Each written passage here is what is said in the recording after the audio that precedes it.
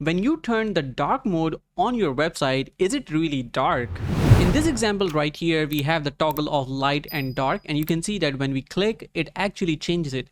But do you notice that this input is still very bright? So are these inputs as well.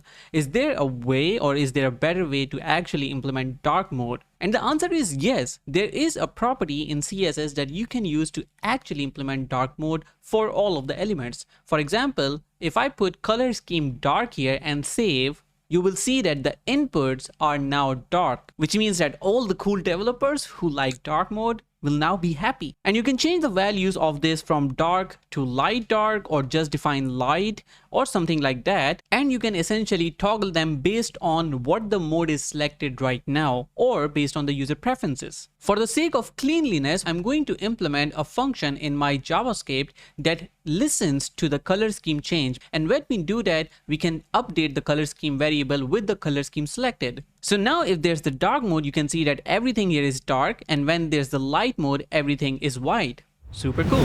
And if you found this video useful, follow me for more.